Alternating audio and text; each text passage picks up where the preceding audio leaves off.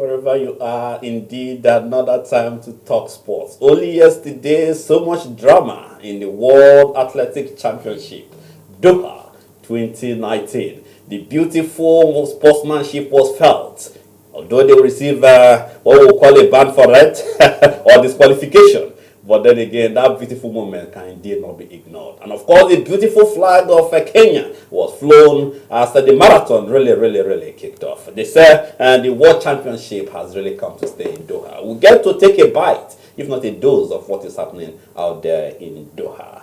African Champions League, only yesterday too, I tell you it's all happening. Esperance of Tunisia came from a goal down to make sure that they still continue in their quest in the African Cup of Nations. Elite Sports couldn't hold their own. Elite Sports of Chad, if my brain still serves me right on that. They gingered, but then again, there was really nothing to show for it in 90 minutes. And of course, we'll also be looking at La Liga. Yesterday, we saw Villarreal with our own young international, Chukwueke. They did well. They also came from a goal down to show that there's so much might in that team. And if one could add, when Chukwueze came in, there was so much luck. He did so many things and even got a goal. We'll come to analyze that in proper terms. And of course, the Premiership this afternoon, we'll be having an early one. Sheffield United, they have their hands filled against a team that doesn't want to fail in the Premiership, despite they have had so many knocks in the Champions League. But they are, fully charged for the quest. We come again to look at what they truly have. Don't also forget, talking about the Premiership, it runs until Monday when they say the big one. United against Arsenal. Are they ready? Arsenal, can they perform? United, are they jittery? So much question. Then there are so many analyses to lay on this. These and many more, only if you stay with us on ABC Sports. I haven't changed my name, I won't. On the day I do, you will be the one to know. Chris Obukwa is my name.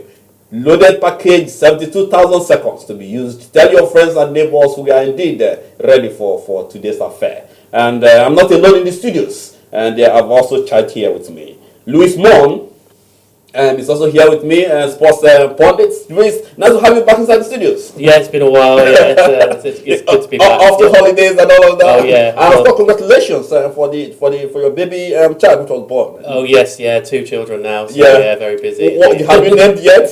Yeah, so Clara. And Clara. So Clara's watching. 2 girls. Yeah. Oh, brilliant! Really good. And of course, X International is also here with us. Tony Wigwe joins us. Tony, another time to talk sports. Yeah, very good to be here today. Good. Without wasting time, I think it's now time for us to roll on and quickly take this time out. When we come back, it will be time for us to look at things that is happening around the world and how we're going to truly going to shape them up. Take this time out, go to return, stay with us. Messi.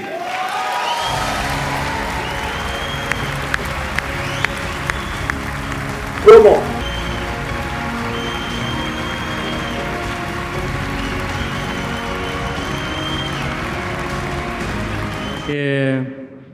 Que siempre digo, a pesar de lo lindo que son estos reconocimientos, que para mí lo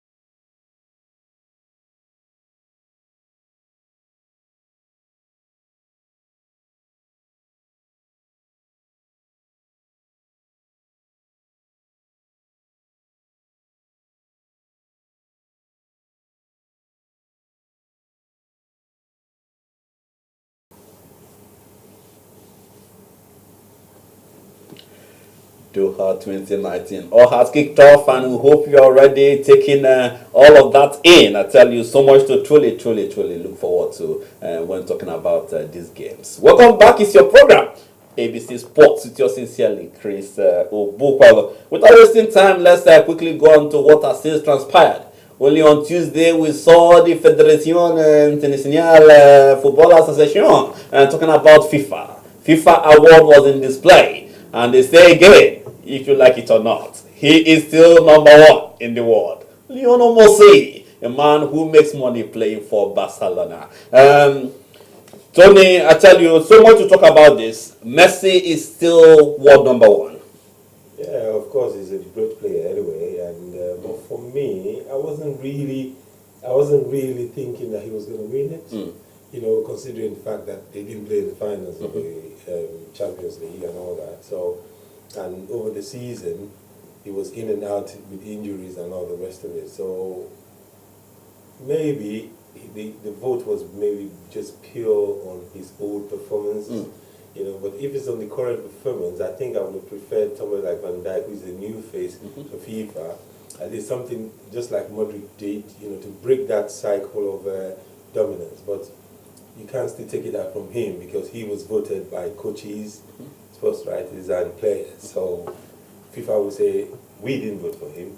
You people did. So they have no choice but to call the total vote of what the people asked for, and which was him.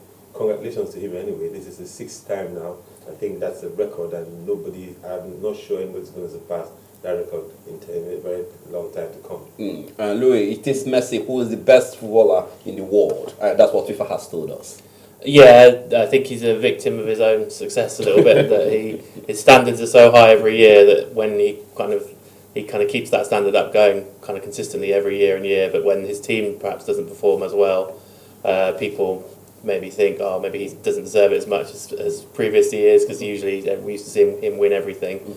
But yeah, I think his standards are so high that it's probably hard to look past anyone else. But I'd agree. I think that if you look at kind of how the players' teams are performing, then perhaps someone like Van Dijk was probably pretty. Well, so you guys have to say the same thing on this one. Not far away from him as well. Yeah. Good. And we also saw coaches also come in to, FIFA has also said that Liverpool's manager still remains number one on this, Tony. Yeah, for me, I think, looking over the years of what he has done for Liverpool and where he took the standard of Liverpool to now, at least you're not looking at any other coach again, because if you're talking of Guardiola came into City, he has, because who is the next right? Both of them are the ones vying for the position. So, but I think why he's swayed to Klopp is that he has come into Liverpool 3 years program. He has taken Liverpool to the top of the cadre. Now they are now saying we are number one in the world, and which he proved it by winning the Champions League. So you wouldn't look past him. I think that decision was a very good decision, and the vote was quite okay for him to be the coach of the year. Good. We on that's the Liverpool manager there being called on to receive his award. Louis, your own voice on a man who has made Liverpool what it is now. Yeah, I agree. I think he's. Liverpool haven't won a league title in my lifetime, really. I have no memory of them ever winning it. And for him to take them so close as they got last year to winning it, it's kind of probably one of the best performances not to win a Premier League title in history, really. And then if you look at him taking them to 2 Champions League finals and then winning it last year, I think in terms of what a coach has achieved, that he would be at the top. Good. And we also saw Megan, a lady from America who also has given her all, and well deserved, in my opinion. 200% well deserved, because she has been in the scene for a very long time. Even when the female World Cup was around, when she was injured, even America said we were panicking and everything. So, and she's given a lot to the sports. So I think it's befitting that she's got this award now. Good. Brilliant.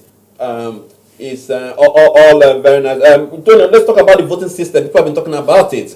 What do you think about the voting system? Yeah, well, it's transparent, because FIFA made the decision that whichever person you voted for, people can still go online to see who you voted for. So I think the only thing is that sometimes people vote because of they like somebody else, not because of the performance of somebody else. Some of the people voting also really don't see the performance of others, so they cannot really, quantify between this person and this person. What they vote more is those people that they see day in, day out, every day, But the ones that they don't really see, it's difficult for them to quantify. Just like the award that they're giving to the young boy for this year. A lot of people don't even know who he is. They don't even know why they gave him that vote. But that vote was given because of the goal of the Lucas vote was given because of the gold award, But the problem here is that most fans, especially I don't want to begin to mention names now, but some other people have said our names are associated with the vote that was given to Messi, but we never voted for Messi. This voting thing has actually turned upside down. Only yesterday, I have to also say that FIFA came out to say we will look into the voting system. If anybody thinks that their votes are counted wrongly, we will look into it, and anybody found wanting will be punished. Come on, what year are we in? At this point, it should be transparent, because that is what FIFA should stand for. Yeah, definitely should be transparent, but we've seen with FIFA in the past that it's not always, can't always perhaps trust their voting systems and the way they select things. So you have to probably take it with a little pinch of salt, and it's probably important to kind of see how they do things. But we can't end on this without talking about Ronaldo and Messi. I mean, the Ronaldo fans are saying this is unfair, it's not justice. But then again, how can you tell the Ronaldo fans that this is what FIFA thinks is right? Yeah, but it's sometimes comparison in football is different because these are two built players who are different in style, different in clubs, different in everything. But just because you judge them based on the output, of the team and then individually. So, and that's why we were able to see this rivalry over the years, for the past 10 years, between Ronaldo, and which has really brought FIFA and football into the limelight because we had that clash. So, but the Ronaldo fans will be feeling that now that Messi has had one over him, which is now surpassing him. So that is where the anger is, and I don't know the reason why he didn't even turn up for the award. But I think for me is that these two guys, whichever way you look at it, have really put football on the map, and I think we should be grateful to be able to see those two guys in our lifetime compete. We hope to see the next generation coming up to be able to push that level, to push that thing. But I think this generation are lucky enough to have these two players playing at the same time. Is it time we end the Ronaldo Messi discussion and just enjoy total football from two boys who has really given it all? Possibly, yeah. Because we don't know how long entirely they're both going to be kind of playing for and playing at that level for now. They're kind of getting towards the end of their careers. I think it's probably time for everyone to sit back and enjoy it. But at the same time, it's something interesting to talk about, and it's good to have kind of those two people that you can compare against two different kind of styles of player. And brilliant. It's still ABC Sports with yours sincerely, Chris Obopolo. Remember, ABC Sports comes to you every Saturday, and of course we're kicking off 10 a.m. and that's UK time, and we'll be here until at least 12 noon. So tell your friends and neighbors we are already on it. Only yesterday we saw a beautiful game being played in the La Liga, but before then on Tuesday Barcelona had their chance to tell Villarreal how to play football. Perhaps Villarreal got it all angered up, and of course on Friday, being yesterday, they decided to hit Real Betis really hard. As you can see, goals turning in all the way. I have to also say that when Samuel Chukwueze, a boy who was born 22nd May 1999, when he I have to put that in.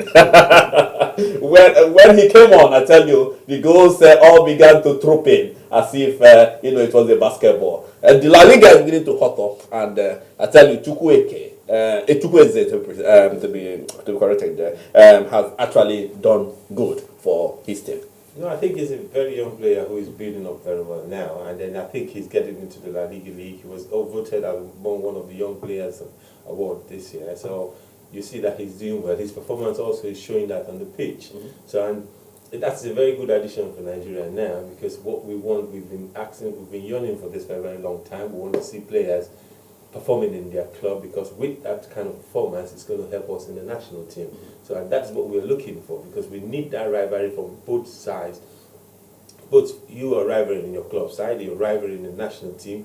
That will bring performance for you. And as long as he's coming out now to give us every day, every week in, week out, good performance, I think kudos is on his side. That he's a young player, he's still going to grow more, he's still going to learn more. So, but I think kudos on his side that he can push himself to this level now at his age. And there is so much talk about this young man, Samuel. But then again, many people have said that is it not better we slow down on him in terms of how the Super Eagles are taking him and giving him more time to have that starting jersey, because he came in the second half. On Tuesday he was there. He was on. But I think, okay, from the reports I'm having, the fans are complaining. They are saying that he's not a 90 minutes player. He plays, and at some point he is like out of the game. That's the criticism coming from fans that are watching him. Yeah, but he is still learning his trade. Let us not forget that he's a young man coming up. He's trying to, get to know, irrespective that he's putting performance maybe for 60 minutes, 70 minutes. He will still get to the stage where he's fully matured and knows how to control his time, knows how to control his game inside the pitch, and know where to conserve energy. Because that's one thing you have to learn in football, and you're not going to learn it when you're sitting solely on the bench and not playing at all. But now he is now getting to understand all the rhythmics of the game. So I think people should cut him a little bit of slack, let him develop, because what they're trying to do now, they're trying to put pressure on him. If you put too much pressure on him, and then he's trying to, overplease everybody, he slumps in, and that's it, we lose him. So we'll give him that time to start, building up gradually, and then let us give him maybe 1 or 2 more years to see how he develops, and then we can now start putting in 1 or 2 words inside. For the call-up of the national team, I think it's a good experience for him to be in the national team, to grow along with it as he's going along with his club. Good. I think that's Chukwueze and Chukwueze, who have been doing very well for Villarreal, and of course he has actually taken to the Nigerian fans, who are indeed calling that he is doing well, but others have also criticized that he's not a 90 minutes player. Let us know what you think about it. Hashtag us on ABC Sports Live on Facebook, and of course on the Twitter page. Moving on now, we'll talk about another young man who really can do his one. Chuba Akpom, I think that's what he's called. He has said that it's time for him to play for the Super Eagles of Nigeria. Let's not forget that plenty of them are beginning now to identify with the Super Eagles of Nigeria, a team that is been designed to play with Brazil, the Samba Boys. If you don't know, I'll tell you that October 13 is the time. They want to play a friendly match with the Super Eagles of Nigeria. But first, let's talk about Chuba Akpom. Players are coming forth now. They want to test their minds. Perhaps Luis would like this one, because instead of playing for the English national team, he says, "Please give me the Nigerian jersey. I could prefer that." No, but we have a lot of players who, in quotes, are affiliated both in different countries and also with Nigeria. Sometimes I don't blame them to choose whichever side they want to choose. Sometimes these kids, they grow up here, they don't know any other thing apart from here, and asking them to play for Nigeria is like asking them to go to another universe or something, because they are not aware of how that place is or what has been happening there. But sometimes some of them also, as they are growing, they have this affiliation with Nigeria because of the parents, take them back home and all the rest of it. It is now left for the kid, when he gets to that age, mature, to decide where he wants to go to. The parents might decide to push him to whichever direction, but sometimes he now sits down and then look, where do I benefit from? Because that's the main thing. Because not playing for England, a lot of players tried that. They never succeeded in their international career, and their international career ended. So it's a very big decision, for a player to make a decision to play for a country. Playing for Nigeria, he will also ask himself, do I have a chance also to play and to play long in the national team? So I think weighing the two sides, if he has decided that he wants to play for Nigeria, if the coach deemed him fit, enough to play for Nigeria, then he can invite him. Because what we're looking for now is the next generation of players to come in. The likes of Michael Obi, they're all, stepping aside now. So we need people to replace them. And to do that, we need this young generation to come forward. So let us start shopping. Okay. Both the ones in Nigeria and both the ones in abroad. Lewis won't like what you are saying because you're dragging most of the players that's made to represent the three lions for the Super Eagles of Nigeria. However, we'll move on with things, and before we do, Janet Roy, who is the Super Eagles manager, has since released names of those who will be playing for Super Eagles when they confront the Samba Boys of Brazil. 13th October is the time, and of course is the date. And this is, the list we got from Ikechukwu to Dennis Emmanuel. I mean, interesting list we have there for those. This is a squad that is ready to kill, if one can use that slang. I tell you, they all say they're ready. The only person who is visibly not going to be part of this is the captain, if we may, because he's still nursing an injury. Ahmed Busa. Another introduction I can see is Peter Olayinka. Peter Olayinka is another young chap who plays for Czech Republic. He has given his all. Czech Republic league. He has given so much there, and why not? It is good for us to also see if he can get us that tonic which is missing in that teacup. So yes, there are plenty names that have been juggled in.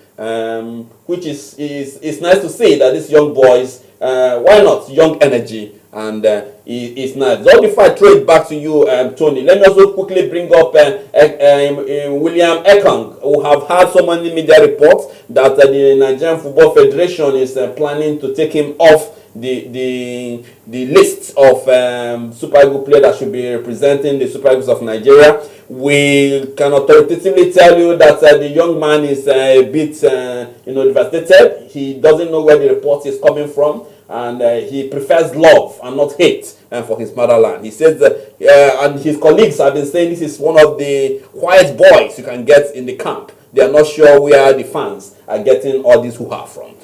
Tony. It's funny though, because sometimes media reports, some people try to stir up things, especially when you're building up a team, which Nigeria is doing now, because we are trying to build up a team now, which we will use in the future, and that is where all these other names are coming up from. So, but the thing is that we don't need negative journalism now in the team, because this is a fragile team, and the team is not, struggling to have their feet or footprint somewhere. So we need that. We need the positive side, which is good journalism. Reckon with these players. We're not saying that they're going to win the World Cup in the next World Cup. No, but at least let us give them that support. Every other country gives their team that support. But when we start this negative journalism on the players, that is, it's going to tell bad on the team.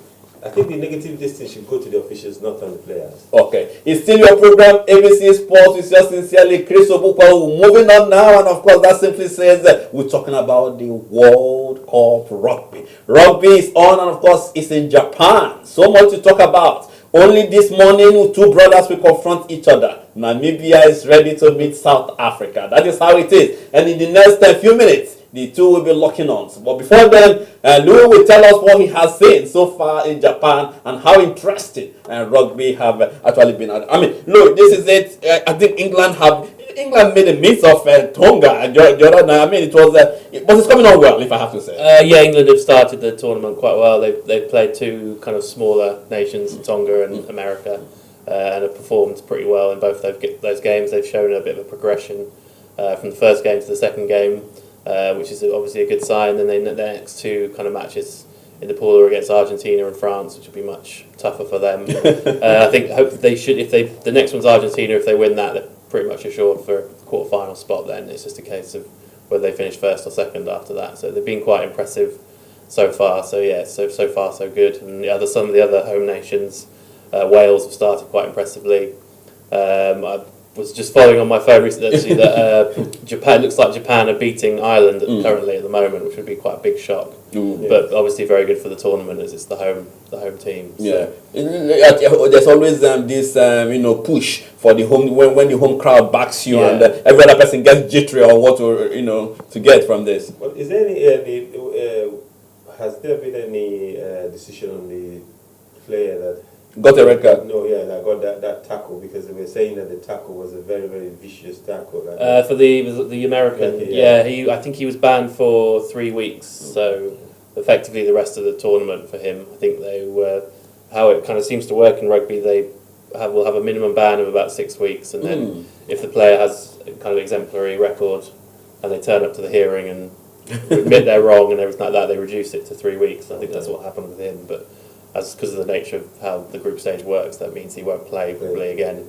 But in your opinion, which team looks likely for the finals? So New Zealand always. There was a few doubts about them going into the tournament, but they beat South Africa, who were probably the second top team in the first game of the tournament. Looked relatively comfortable there, so I think people are now will be saying they're the overwhelming favourites again. Outside of those two, it's probably England, Wales.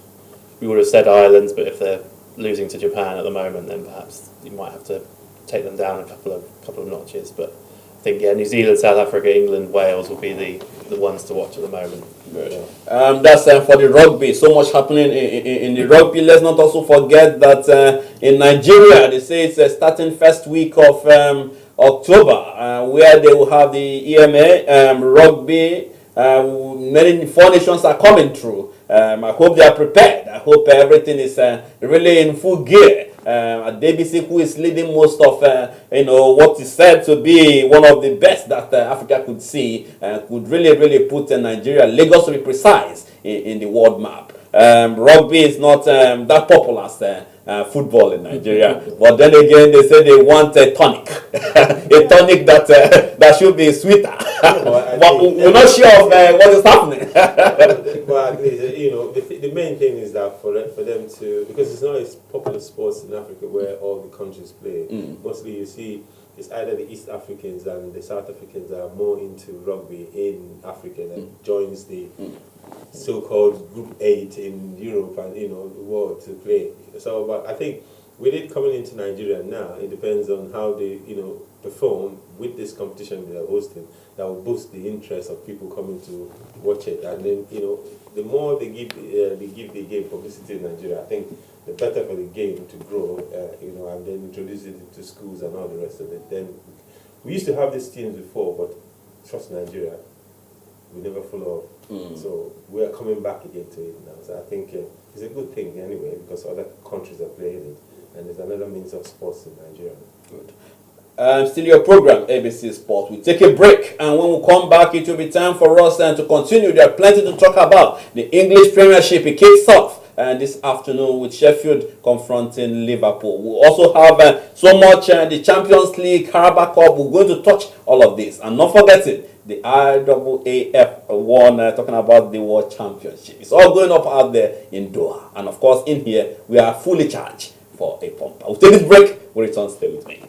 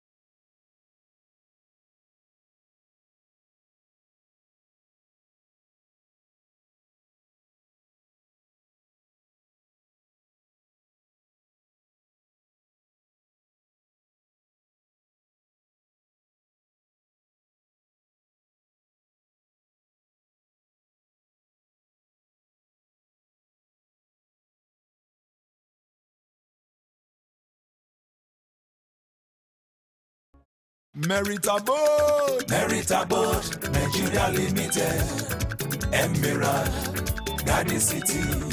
Meritable, Nigeria Limited, Emerald, Garden City.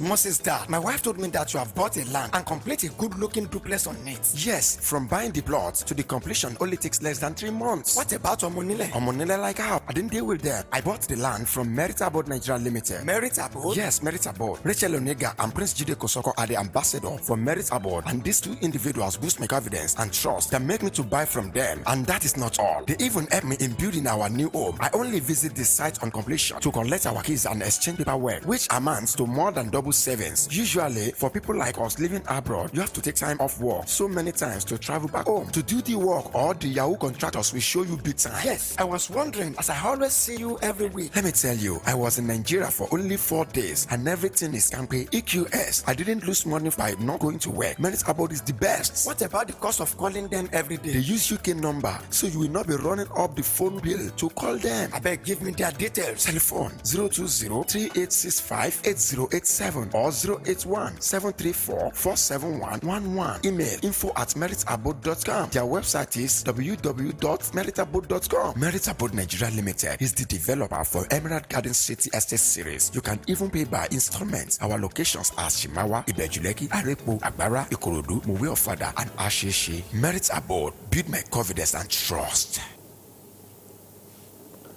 Still your program, ABC Sports, with your sincerely Chris Obukwelu. Wherever you're joining us, welcome. It is indeed your show.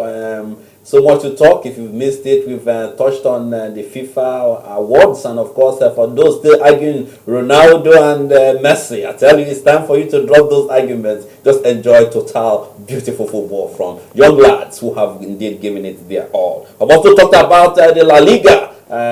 Samuel Chukwueze, who is indeed, giving us so much strength in what that truly should be. We will also have touched about rugby, the Rugby World Cup. Rugby World Cup, and believe it or not, Luis was right. I don't know what has hit Ireland at this point because Japan, from nowhere, the host country, has indeed showered with so much strength, showed zeal, and have won that game. For those of you who love rugby, that's what it is. And for the grassroots, I tell you, it could be nice for you to visit Lagos because the African teams are coming to Lagos for the tournament, which kicks off in October. We'll get more reports, and for next week, we hope, if everything is tight, we give you a dose of what you should indeed know about the Rugby Championship in Nigeria. Moving on now, guys, during the week we saw what will be, a frightened attitude from many. The Carabao Cup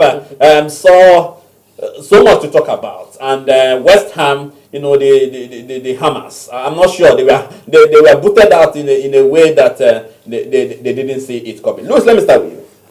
They're very tricky evening for me as a West Ham supporter going through that. But yeah, it's a second defeat this year to a team from League One, quite a heavy defeat. They lost 4-2 to Wimbledon in the FA Cup at the start of the year, and then again to Oxford this week. It's kind of doesn't kind of reflect well on the squad and perhaps how they're approaching these kind of competitions, and when they're playing smaller teams, as it's happened one time you can kind of maybe say, oh, it's just a one-off, but it's happened twice in kind of close succession. As a West Ham fan, don't you think it's good that it's happening so that you guys will perhaps concentrate on, getting up there? Are you happy? Come on, Thursday football could be better. Not hugely, because I think a team like West Ham, the kind of peak they're going to reach in the league really is outside of probably the European places. So competitions like these are an opportunity to win a trophy and for the team to go to a final and things like that. And you see in the next round, four of the big teams have drawn each other, so a couple of those will be going out. So there's an opportunity for them to have progressed in this tournament. So it's quite disappointing that they've been knocked out of 2 kind of tournaments in this kind of way this year. But kind of having said that, still they're doing pretty well in the league, and perhaps there's more this season, as it seems, outside of the top 2 in the Premier League. As we'll probably get to later on, it seems like it's quite open at the moment. So there are opportunities for teams like West Ham and Leicester and people to push up there, but still, it was quite a difficult evening, and I think it also perhaps showed they were quite often at this kind of stage of the season for the Carabao Cup Premiership teams will bring in kind of players that haven't, sort of fringe players or guys they want to have a look at. And perhaps at this stage of the season, those guys haven't really kicked a ball that much or played much competitive games. So perhaps that has an effect in at this stage of the season when teams rotate a little bit. They're bringing in guys who haven't really had much game time behind them. Tony, I mean, this is it. There are also some Premiership teams that were actually not happy with what happened out there in the Carabao Cup. Oh, the shocking news was that previously they were talking about Tottenham going down and and then the next day again we got a bashing from the Hammers to against Oxford 4-0. So the result was shocking to everybody, and because yes, I wouldn't believe that West Ham played a much weaker team because they almost changed almost everybody they played the weekend. But that's not an excuse because of the standard of players that you have in your team. Irrespective, the Zabaletas, they all played. So these are all experienced players who are supposed to kind of like take hold of the team, especially playing against Oxford, which is a second-tier team, who the standard of play is not as good as yours, in terms, irrespective of the 11 that West Ham put on the pitch, or Tottenham, irrespective of the 11 they put on the pitch, they should be able to see the match through. And it was a shocking result, and I think that's been one of the worst results for a very long time, if I could remember. But let's talk about Tottenham. What happened? Yeah, Tottenham have been going through this phase that, they've tried for 3 years now. They've gotten to to say, okay, we're playing with the big boys, but they've not been able to achieve anything. The most shocking part is that Tottenham needs a trophy. Pochettino needs a trophy to be able to hold that team together. Otherwise, if not, the team is going to be broken down. And it's a typical example because Eriksen was about to leave the season. Madrid was pushing for him, and then I think that turned his head. He wanted to go because every player, he's looked at Modric and said Modric was here, they've left. He's looked at Bale, they were here, they've left. They've gone there, they've won something, because at the end of the day, as a footballer, all you want to do is that you want to say, I won this is the trophies that I've won over my career. It's not all about the money sometimes, it's about the trophies that you've won and what you've achieved over your playing career. I think that was the driving force for him. So, in the end, they started having this misunderstanding in the dressing room. Kane coming out to say that players should, forget what have happened over this thing and then concentrate and play for Tottenham. That it's a privilege to play for Tottenham. But yes, I can understand that, and you will see that partially that statement is being referred to the players that are there are like 4 or 5 of them that are about to leave, and or perhaps their contract is coming to an end. There's just too many problems. Because if you don't get hold of that, if you don't get hold of the players at a particular time that you're supposed to get hold of the players, you give the players that leeway to look at their contract and say, no, I think this contract is not good. I have to hold on to get something better. You understand? So that is why some clubs, they take the gamble. Arsenal is one of the biggest culprits of that, and then they end up losing the player and trying to lose the player in terms of money and the rest of it. For me, I think they should have allowed Eriksen to go. Although, if they allow him to go, they will have a very big problem because he is the only person that has been unlocking Spurs' extra pass for Kane, for Ali, for Song, and the rest of them. So who would you replace it with? So that's the big thing, and that's why they held on him. Louis, we don't want to comment on that because I think West Ham and Tottenham don't see eye to eye. But he should be happy about it. Yeah, of course. Inside him he's glad that it's happening. Anyway, we'll move on now, and of course, we'll look at the UEFA Champions League. Tuesday, Wednesday will be, they're all coming together again with the fixtures, and it's all, getting all big now because last week Tuesday, a week ago, we saw good football being played in the Champions League.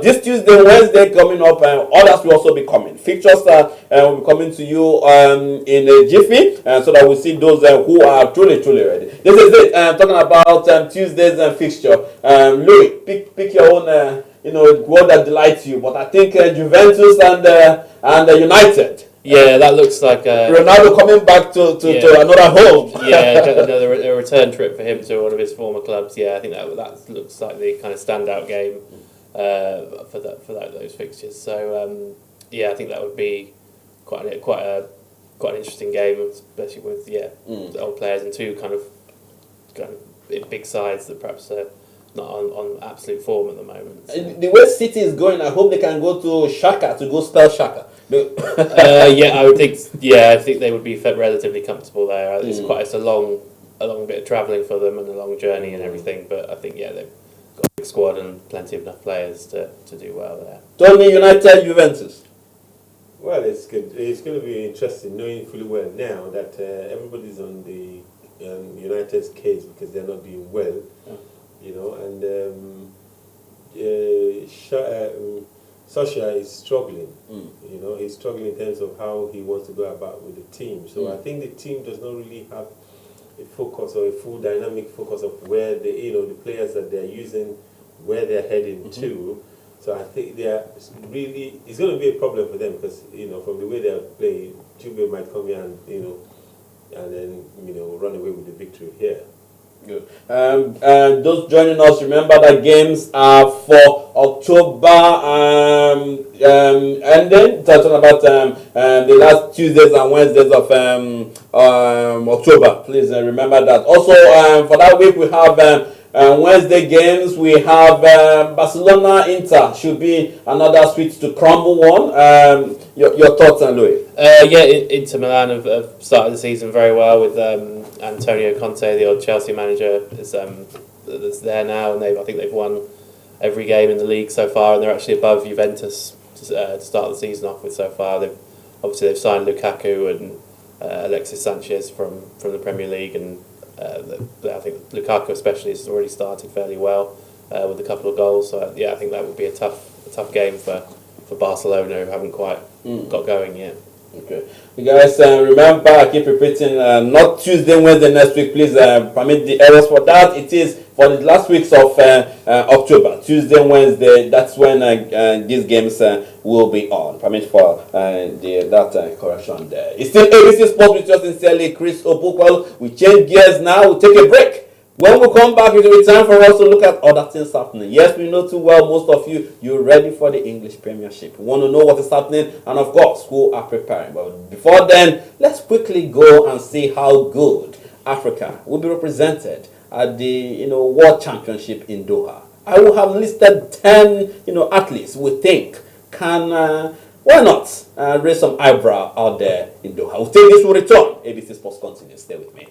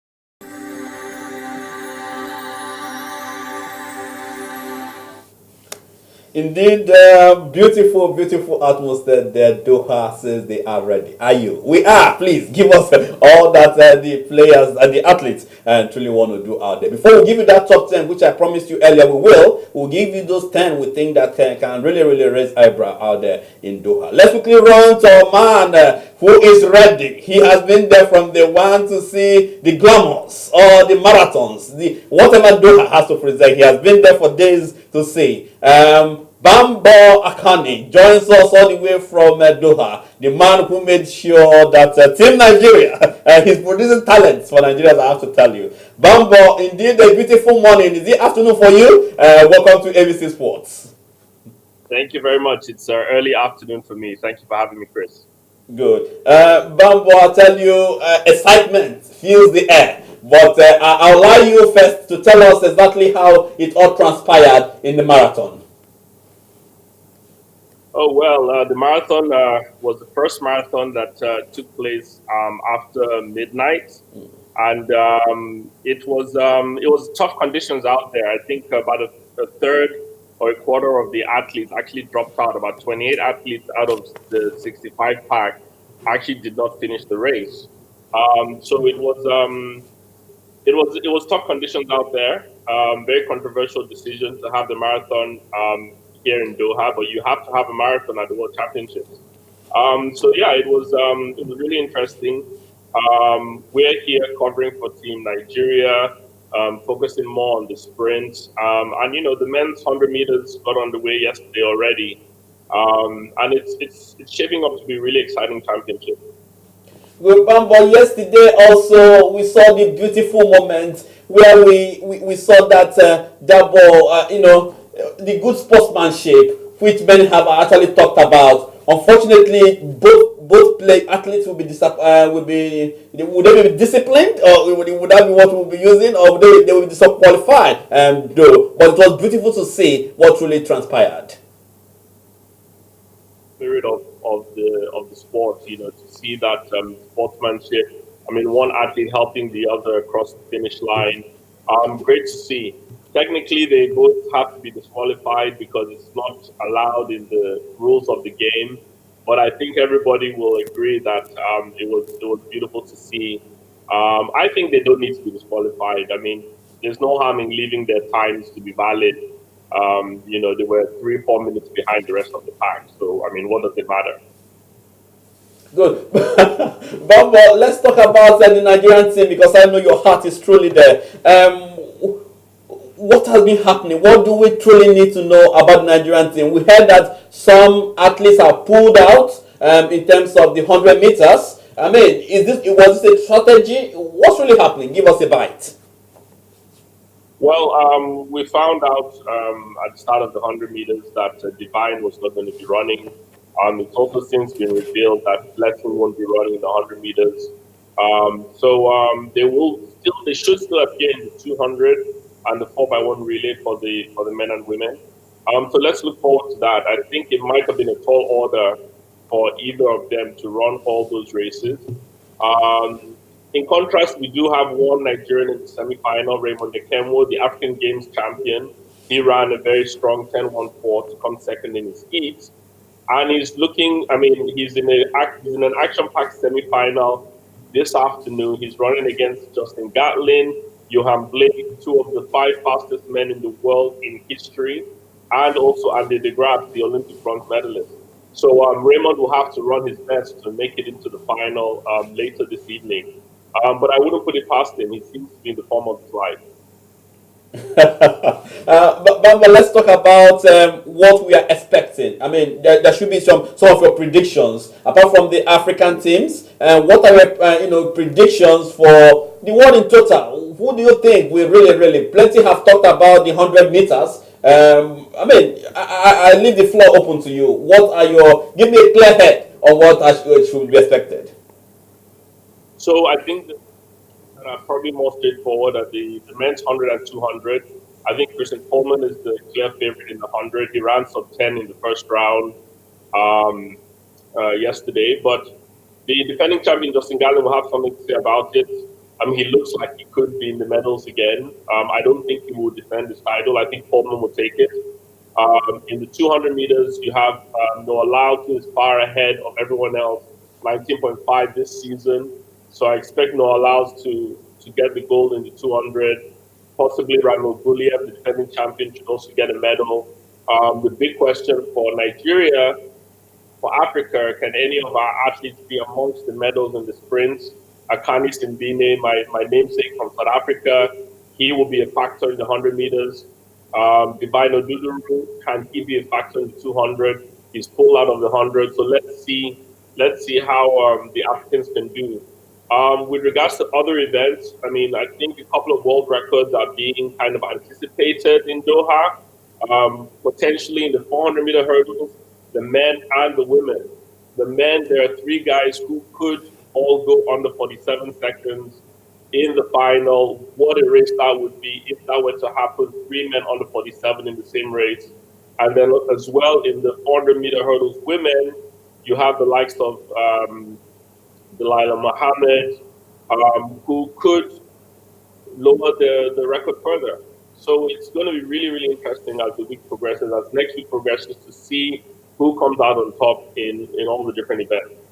Okay, Bambo, before we allow you go, just finally, I know it's too early to perhaps ask this question, but Doha, have they truly, been on point in terms of preparation? I hear that sometimes it's hot, but then again, you are being slapped, head, toe, and center everywhere, and with the cold breeze coming in, they give you good air conditioning. You are there. Please tell us what's happening. Well, I mean, this is the third World Championships in a row that my platform, Mix of Champions, we are covering. We're in Beijing 4 years ago. We're in London 2 years ago. I think in terms of preparation, I think they've done very well. They've been on point. They've had to deal with how do we manage the hot, humid weather in our country. So the moment you step outside, you feel it at any time of the day. But they have those fully air conditioned stadia. I see this as a test run for the World Cup in 3 years' time. And from what I can see so far, they've done a great job in the stadium. The conditions are okay. The athletes are well air conditioned. It's only when you step outside that there's an issue. It'll be interesting to see. I've not been to the training pitches or locations to see the conditions there. But it's a challenge they've had to face. And so far, they seem to be handling it as well as they can. Brilliant, Bambo. We hope to speak to you in another 7 days. Then we'll bring up a business, but you have just nailed it for us again. Once again, thank you, Bambo. Truly, thank you. Brilliant. We've been speaking with Bambo there, Akane, Bambo, a man who truly can hold his own. But then again, without wasting time, let's quickly just run to show you what we think. And those will be the 10 Africans who think that truly should do well out there in Doha. When we come back, we'll continue with ABC Sports. So much to talk about. Please stay with us.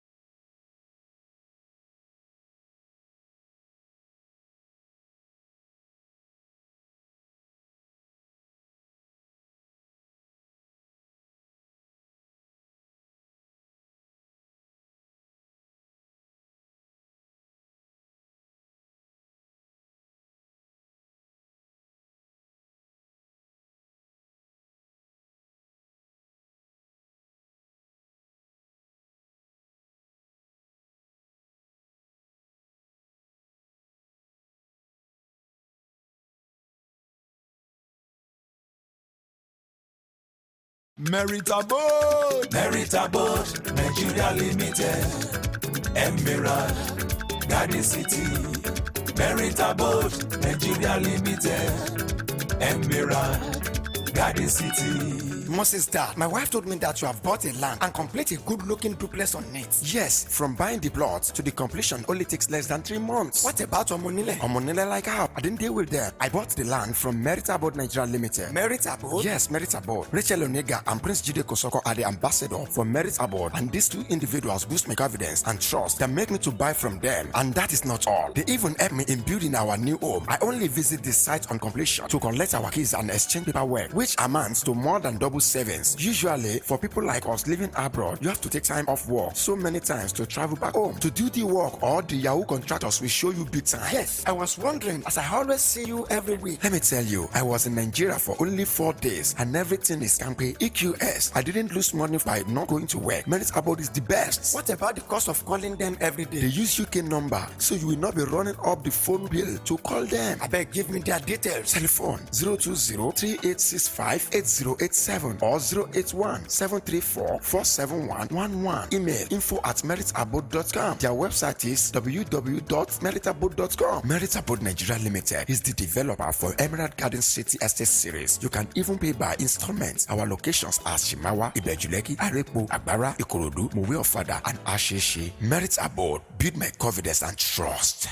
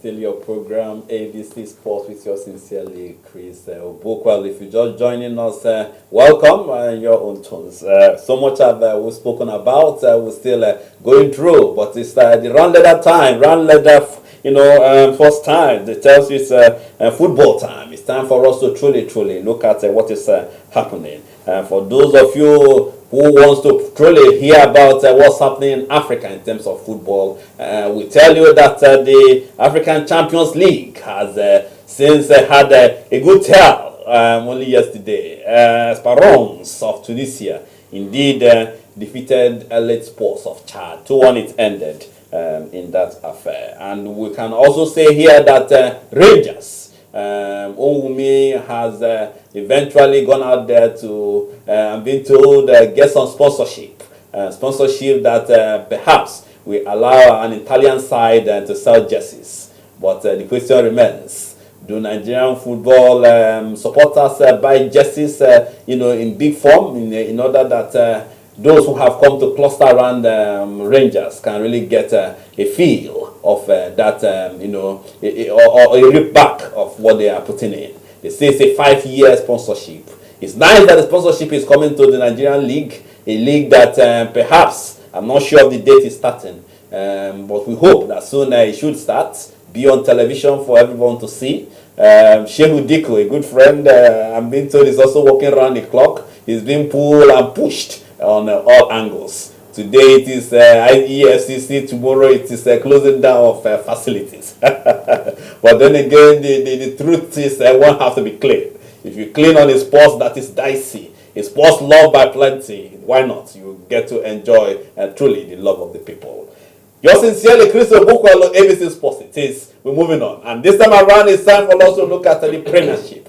English Premiership this afternoon will continue with Sheffield. Sheffield United have their hands full. They will, why not? They will look at Liverpool, a side that truly doesn't want to lose any points. They are on a cruise. Will Sheffield United be the team that will spoil it off? Louis and of course Tony Migwe are here with me, and they will deliberate on this. Let's get a feel of what today could be. Louis, let me start with you. Is Sheffield United against Liverpool? Your thoughts? Yeah, I think it could be quite a tough game for Liverpool. I think Sheffield United have started very well so far.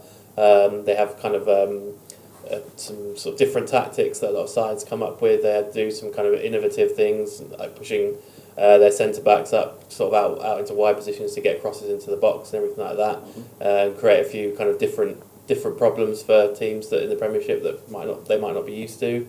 So I think they'll provide a bit of a test for Liverpool, but I still can't see anything other than a Liverpool victory. Really, they've just been too kind of powerful in the league so far. The front three in particular, just kind of pretty unstoppable at the moment. I think perhaps if they're going to have a kind of a bit of a blip or anything like that, it'll be as the Champions League starts to progress and they're having to play regular games twice a week, and maybe they might start to get a bit of fatigue for the weekend Premier League games. But at the moment, I can't see much beyond the Liverpool win, although I think it'll be a fairly competitive game this morning.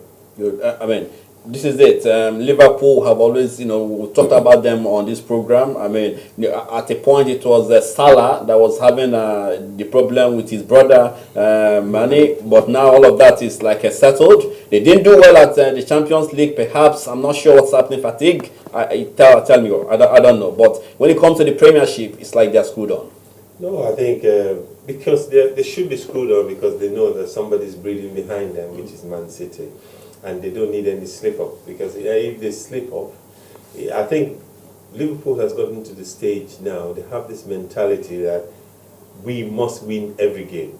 And when you build yourself up with that kind of mentality, it helps you because it helps to spoil the team. It helps to create this, it creates this power of the brain to tell you that I must win. So it gives you that extra boost to always push to go the next mile. So I think that's what is driving Liverpool now. And in terms of Sheffield United that they're playing today, Sheffield is playing home. It's quite a tricky game because of the fact that Sheffield has gone back-to-back now. They went to Everton the other day. They rode their luck at times in that game, because when you look at it, they were more defensive, but were clinical when they had the chance. So, and that, in a way, helped them to win the game. I wouldn't say Everton has been in the limelight struggling in terms of their performances at home. So it's been a problem for them. But I think with Liverpool, they might be going one step too far. But, because the stage where Liverpool is now is that we must win every game to win this league. And that's where Liverpool's got into. And I think that's why Liverpool, edgedly have the day at the end of the day. Won't Sheffield stand in as a spoiler? Because this was happens. Everybody depends. Oh, Liverpool is going to whitewash. Is going to be total. Then the shock comes in. It's not going to happen. Just like what we saw against Leicester against Tottenham, and everybody was like, "Oh, we think that Tottenham will just do," but it didn't happen that way. I do think. Does anything at all tell you that Sheffield might just turn into be a spoiler? I mean, there's a small chance. I think they're obviously a very well motivated team. They're clearly a very kind of together team. They're very well coached. The manager is a kind of Sheffield United supporter from a young age. He's kind of from that area. He's kind of part of the club. So they're obviously together. They got a bit of momentum from getting promoted, so they're kind of used to doing well and everything like that. So I think they will be a test. I think, but yeah, still can't see past the Liverpool victory.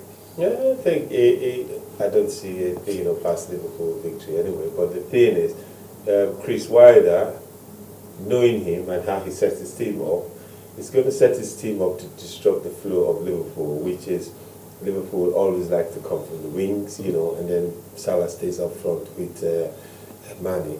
So I think his emphasis is going to be plugging those areas to make sure that Liverpool doesn't come in, leave one person in front, and then ride their luck to see what they will get out of it.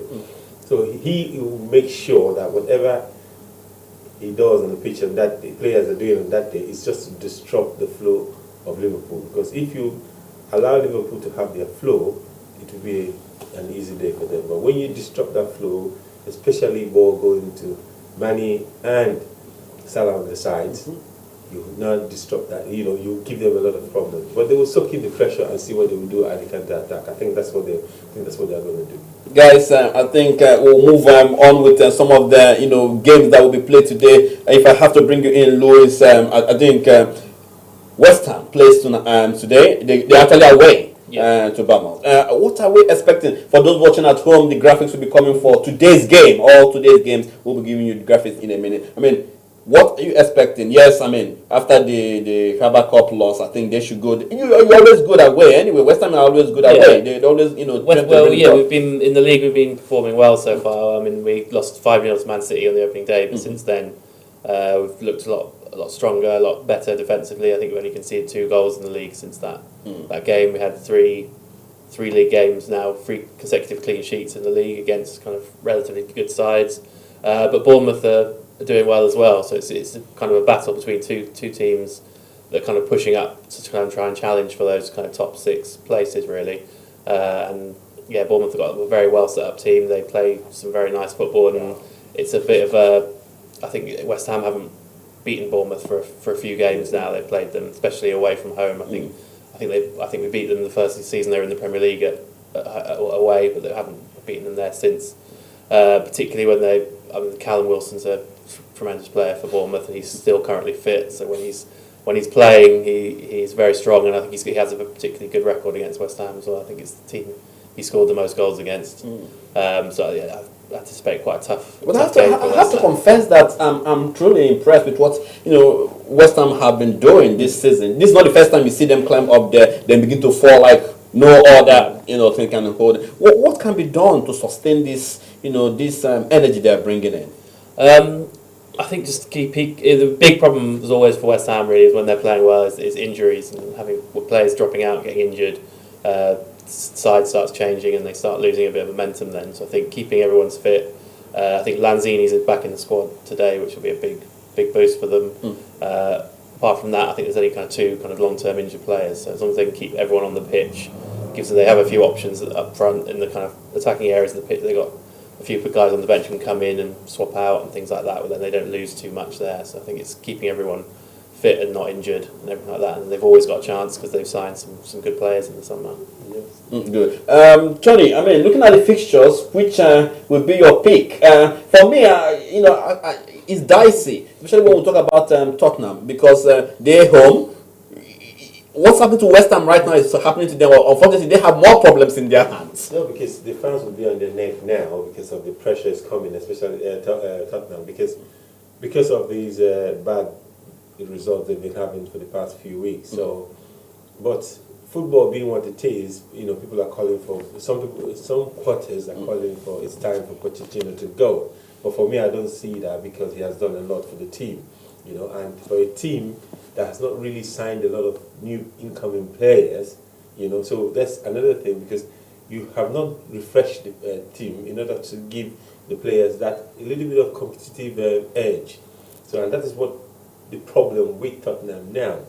But football being what it is, if they have a good result against Southampton today, going in the Champions League again, playing against Bayern, you can have another good result there. You see that everybody will turn back again and go join the bandwagon. But by the back of the minds of the players now coming to play this Southampton today, the tricky side is let us not make mistakes. And as a player, once you start having that doubt in the back of your mind, that's when you make a lot of mistakes. What Southampton will do today is to make sure that they don't sit back. They should rattle the cage of Tottenham. If they rattle the cage of Tottenham, Tottenham will have a very big problem today against Southampton. So, but Tottenham, in order for them to succeed in this game, have to be on the front foot from the word go. Everton City, and that's an evening fixture. I mean, Everton, at a point you don't know if they're going forward. It's like one foot forward and, of course, 4 back. But then again, they have almighty City to confront, a team that doesn't get tired of scoring. Your thoughts? I mean, Everton on paper look like they have a very strong side, but they haven't really kind of performed yet this season. They've had a couple of decent results, but ultimately I think have been fairly disappointing considering kind of the players they have and the signings they've made. So it'll be quite tough for them, I think, to play against Man City. But again, you wouldn't get back against Everton, probably putting out a performance. They've got a good manager. They have plenty of good players. I think it's just getting their players in the right positions, getting the team selection right and everything like that, and the setup right in terms of using their kind of attributes to their best, really. And they could potentially, I believe, by the end of the season, they'll have done quite well. It's just a matter of, I think, getting themselves sorted out and getting those players in the right places. It's too early to ask though, but I mean, City have slipped up, and some people are still saying, never mind, they might still do what they did last season.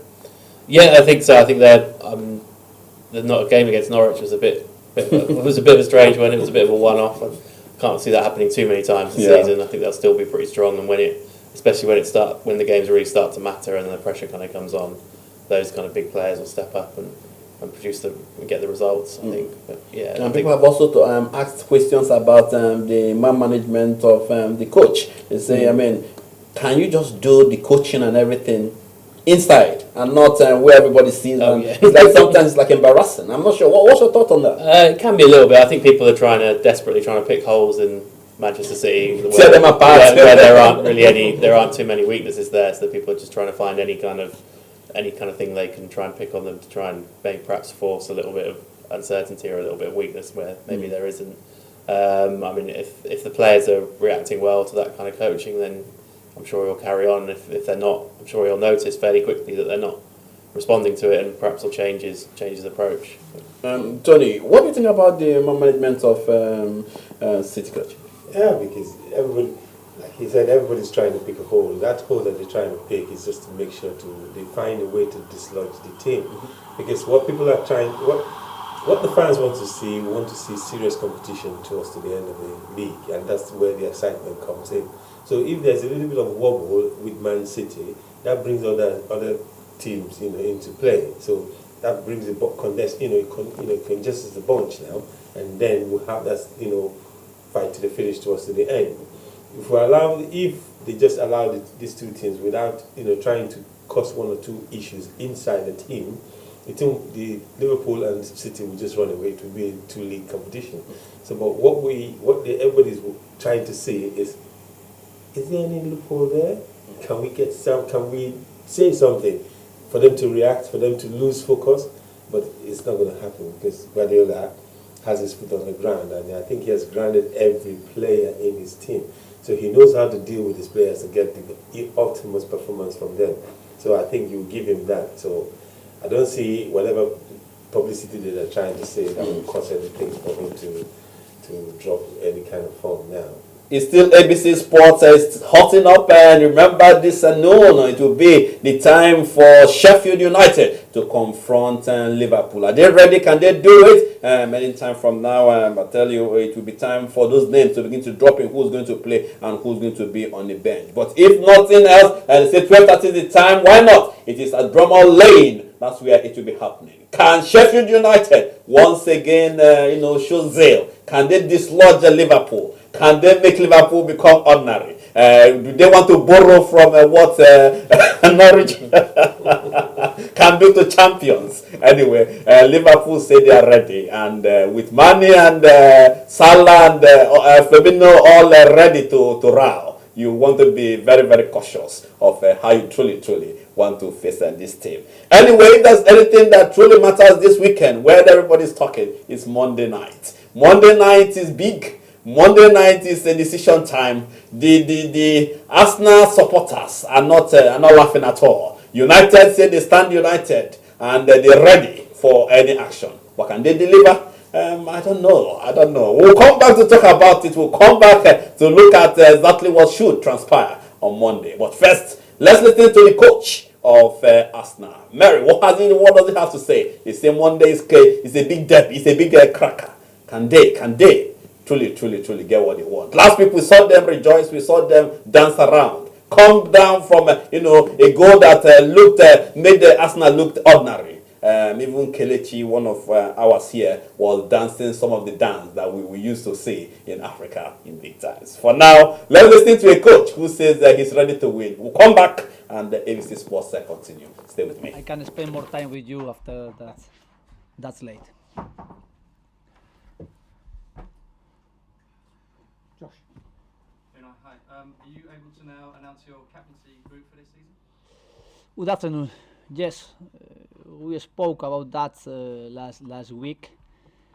I gave them some values, some qualities, and after they vote, and I checked it this week, and the 5 captain after that is Xhaka the first, second is Aubameyang, third is Hector Bellerin, 4 is Lacazette, and 5 is Mesut.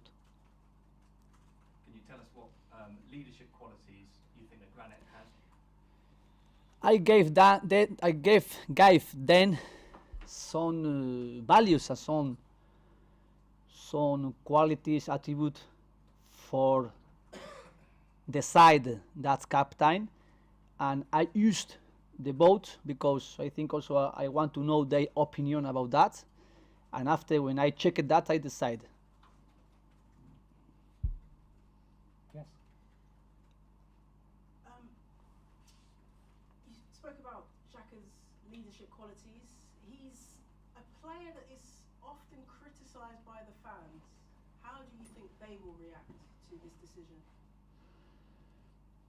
First, he's mature and he has experience, and we are living every time under pressure, under criticism, as a coach, as a player, as a club. But really the most important is stand up each moment, go ahead with his quality, with his behavior, with his commitment, and in the dressing room the players vote him as a first leadership.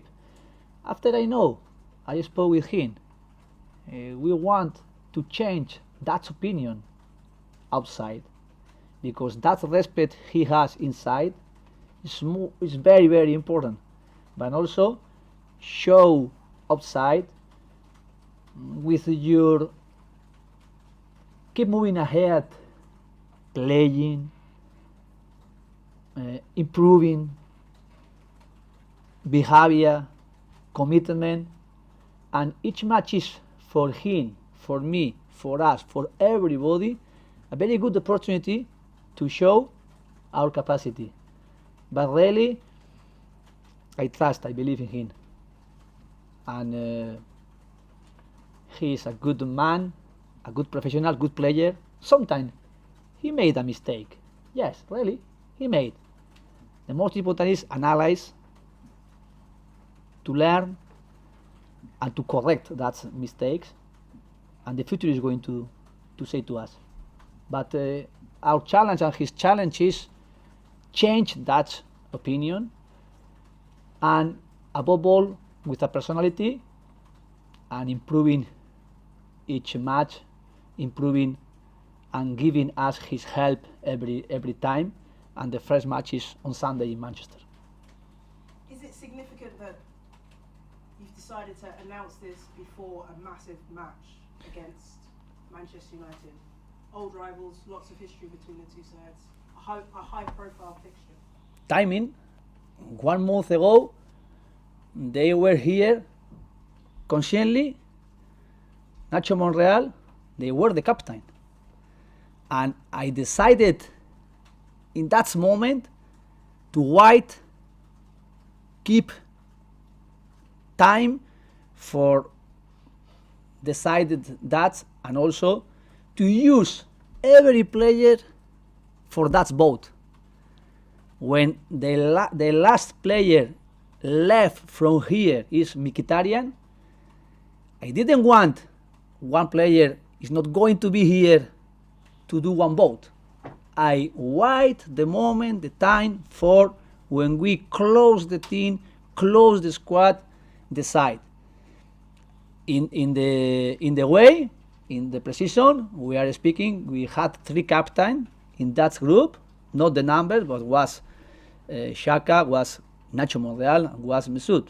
And I spoke, I want to be 5, and after left Nacho Monreal, we and Nacho Monreal and the last player Mkhitaryan, we did that. But I say to the player, for me, we can be armband and represent as a captain. That's 5 players. But behalf, you are also with the capacity to be the leadership on the dressing room, on the pitch, and use everybody that capacity helping the team. How did Xhaka react? Was he shocked that he won the vote?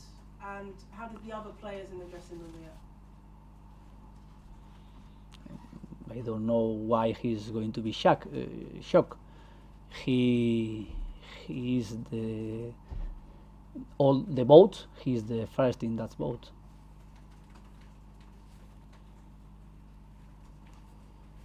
Does that mean then that someone like Xhaka, because he's the leader now, will he be playing regularly? Is that what you would expect to happen for your captain? The performance. So it doesn't make him more likely to play because he is seen as the leader on and off the pitch? The performance is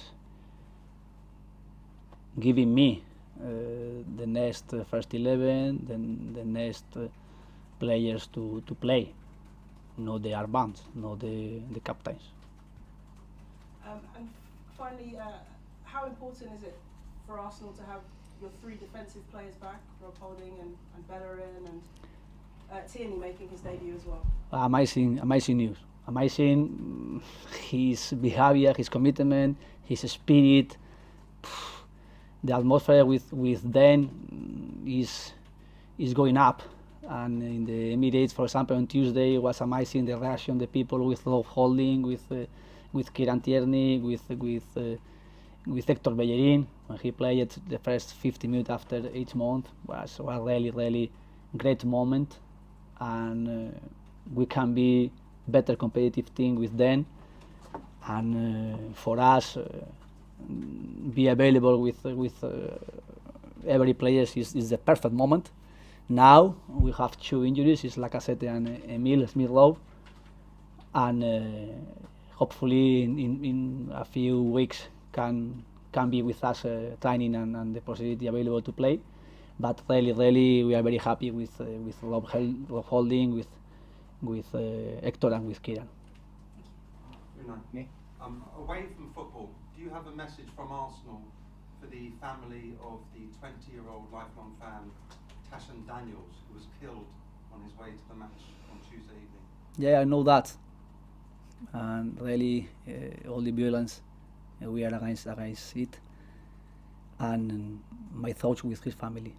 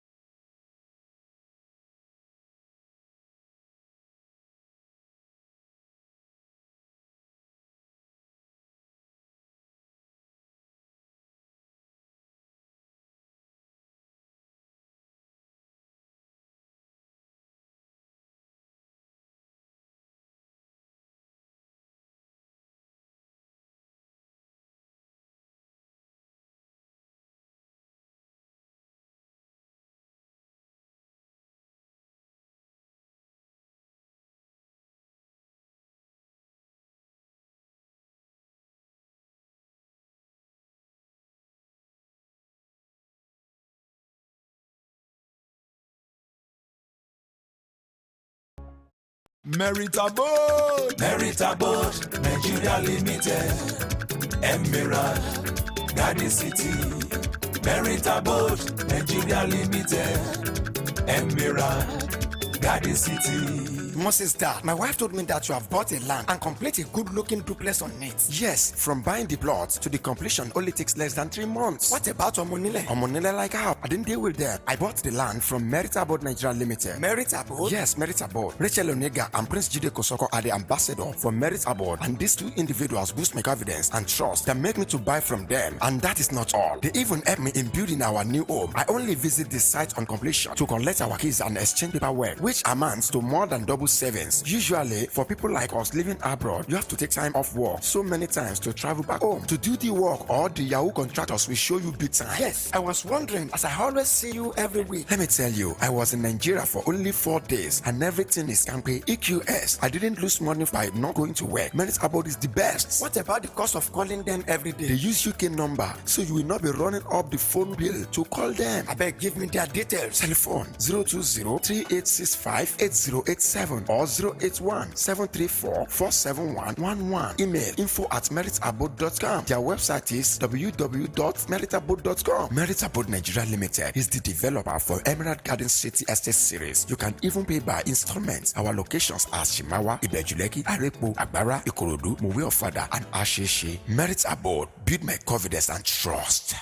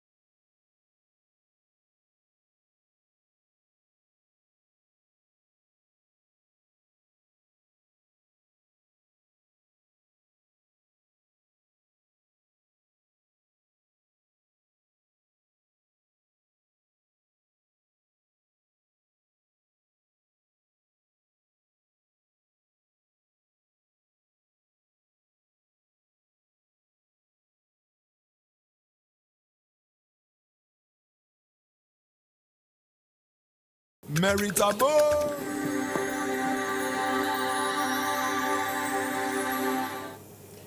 Indeed, you welcome back. Still your program ABC Sport with yours sincerely, Chris Obukwalo. So much to still talk about, but before we continue with that, let's quickly tell you that in the Rugby World Cup in Japan, two brothers have decided to confront each other via the fixtures. South Africa against Namibia, and South Africa having a dance. Call it a whitewash, you might just be right.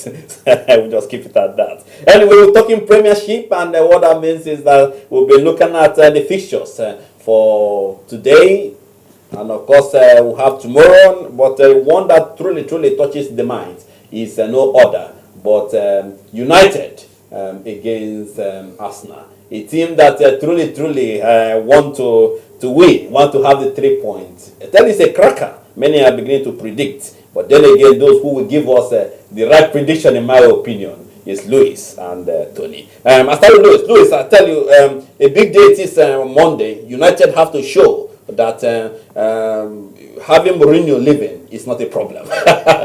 Yeah, I was at the West Ham Manchester United match on last Sunday, and Man United were pretty terrible. To be honest, like really terrible.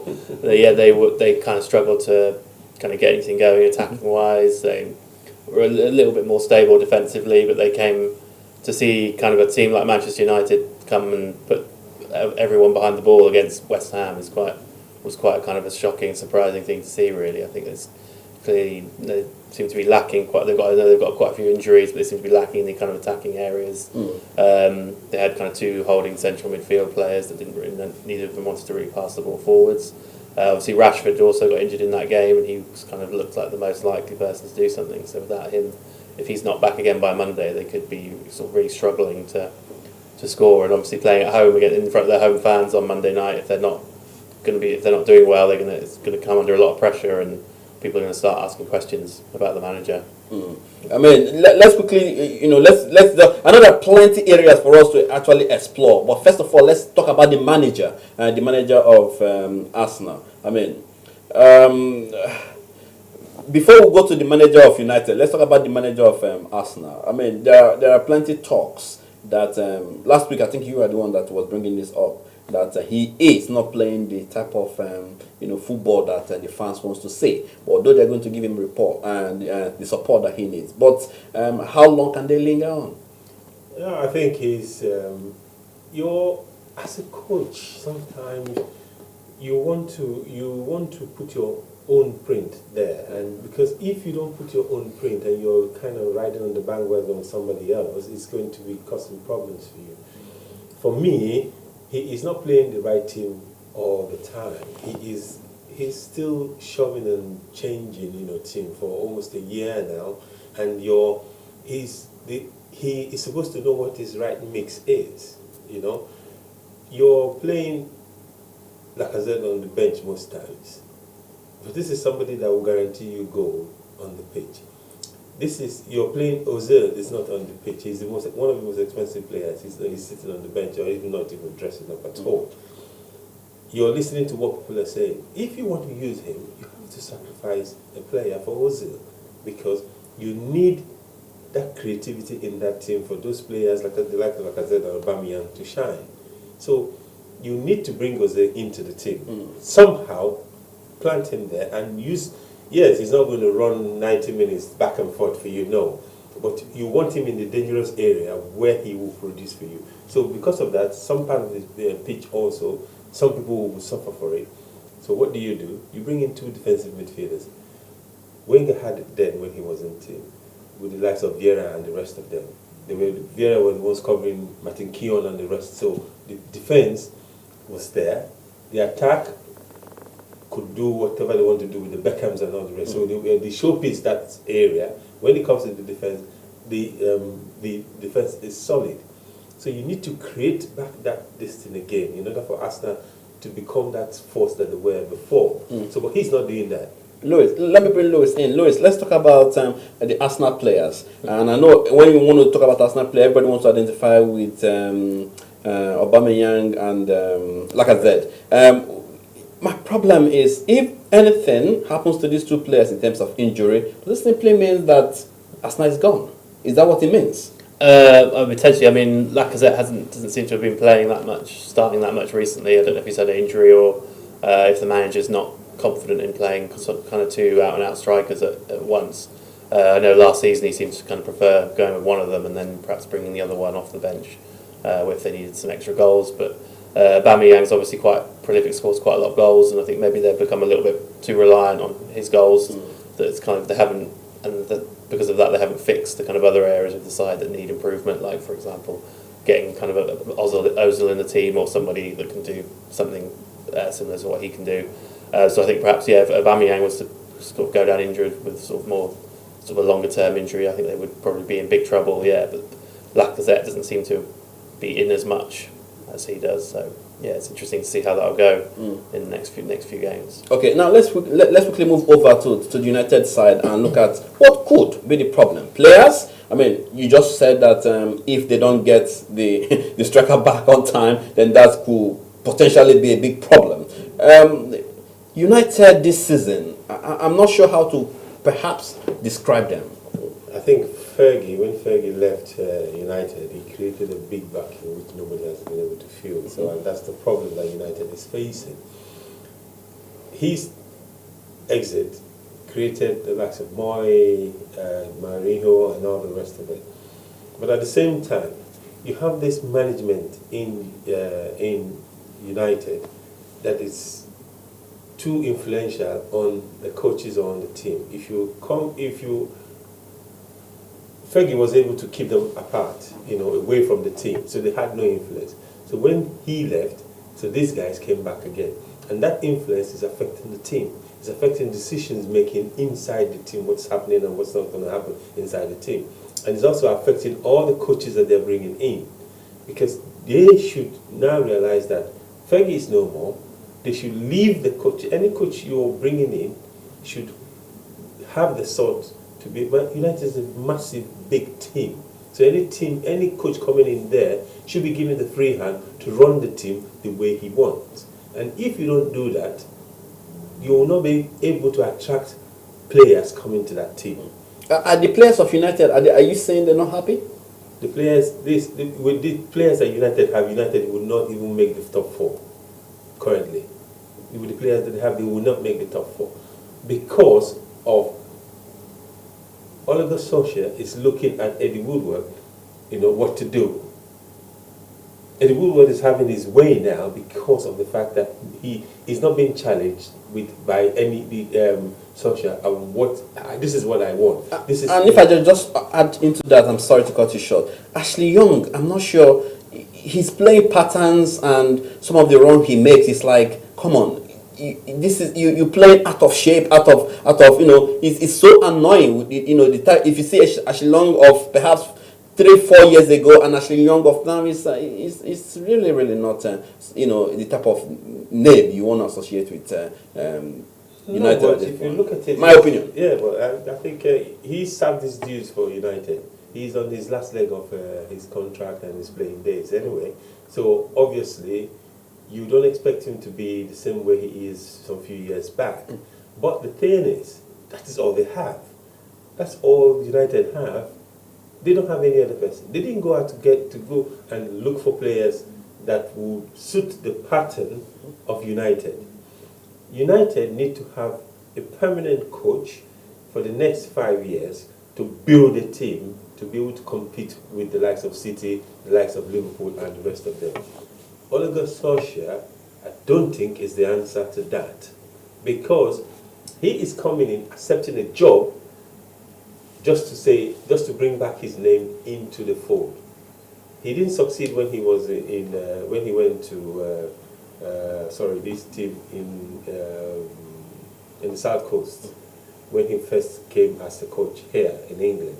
So, but he, as a player, was a successful player in Man United, and he is letting the management team to take decisions. Yeah. So, and when you're a coach of this team, players will not really respect you. Let's bring Lewis in. Lewis, let's overall look at what potentially could happen on Monday. In your own opinion, who takes the day, and what will give it away? I think it could be quite important to see if Pogba's playing for Manchester United. I think although he has had quite a lot of criticism, if he's in their team, they're a better team than without. I mean, without him in there, they look quite a poor side, particularly attacking wise. Defensively, they're a bit more stable because they've got obviously Maguire's in the side now, and Wan-Bissaka looks like a very good defensive fullback as well. So they should be able to be relatively solid defensively. But going forward, I think without him in the team on Tuesday, they'll probably struggle to break down even Arsenal side, which isn't the best defensively either. So I think it'll be interesting. So I'd expect kind of Arsenal to probably have kind of the better edge, large periods of the game. Perhaps United might be able to get a draw from it, or with a really good performance, they may be able to win. But I'd be leaning more towards Arsenal currently, even though they're away at Old Trafford. Do you buy that? Yeah, it's true because of if you compare the two teams, the more stable one should be Arsenal compared to Man United. Man United is struggling in the sense that Martial is out, Rashford is in doubt because he got injured the other week. So you have these are the two players. You sold Lukaku, you didn't replace him. So how you've lost 20 odd goals in a season by selling Lukaku, no replacement. So with these two players, even though they're fit, they're not going to be that fit to be able to put pressure on the other team because they're coming back from injury. Pogba is also out again because he was slightly injured in the last game. So he didn't really go for shopping when he's supposed to do that. When the window was open. So it's costing them. United used to have their first 11. The other 11 again can play in any other team outside, but now they don't have that. They don't have that luxury anymore. So he is trying to shop and change and trying to see where he will be able to, which player will play where, and Matic is on his last leg. He's not as strong as fast as he was before.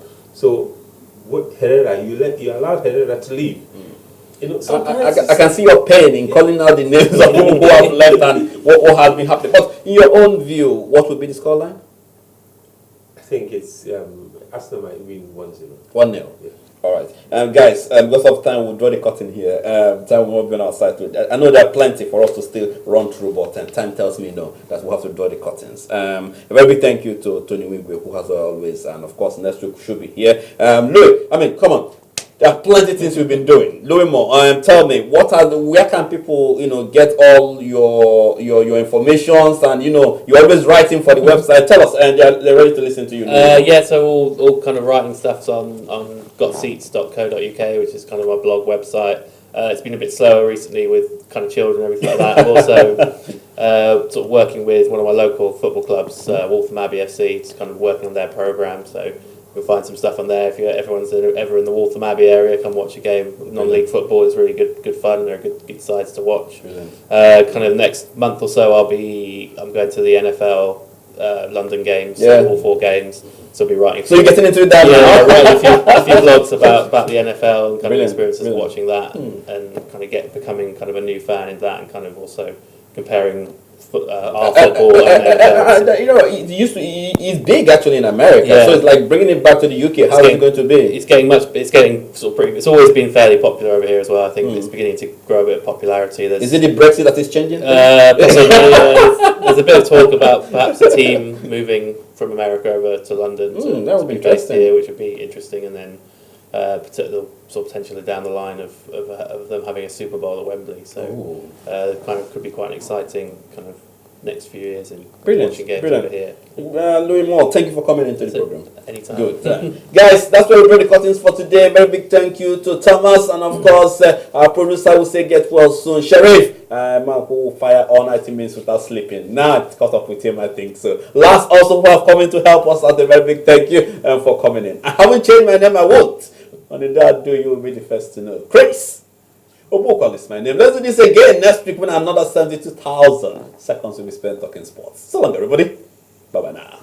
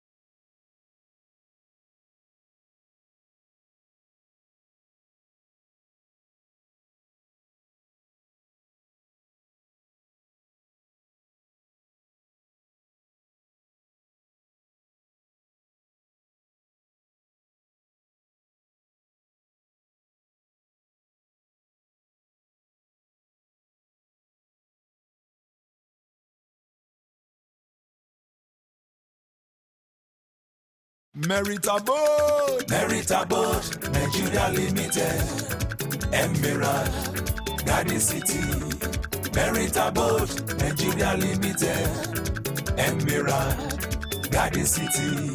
Moses, Dad, my wife told me that you have bought a land and complete a good-looking duplex on it. Yes, from buying the plot to the completion only takes less than 3 months. What about Omonile? Omonile like how? I didn't deal with them. I bought the land from Merit Abode Nigeria Limited. Merit Abode? Yes, Merit Abode. Rachel Onega and Prince Jide Kosoko are the ambassador for Merit Abode, and these two individuals boost my confidence and trust that make me to buy from them. And that is not all. They even helped me in building our new home. I only visit the site on completion to collect our keys and exchange paperwork, which amounts to more than double savings. Usually, for people like us living abroad, you have to take time off work so many times to travel back home to do the work, or the Yahoo contractors will show you big time. Yes, I was wondering, as I always see you every week. Let me tell you, I was in Nigeria for only 4 days and everything is campaign EQS. I didn't lose money by not going to work. Merit Abode is the best. What about the cost of calling them every day? They use UK number, so you will not be running up the phone bill to call them. I beg, give me their details. Telephone 020-3865-8087 or 081-734-47111. Email info@meritabode.com. Their website is www.meritabode.com. Merit Abode Nigeria Limited is the developer for Emerald Garden City Estate Series. You can even pay by installments. Our locations are Shimawa, Ibejuleki, Arepo, Agbara, Ikorodu, Mowe Ofada, and Asheshe. Merit Abode, build my confidence and trust.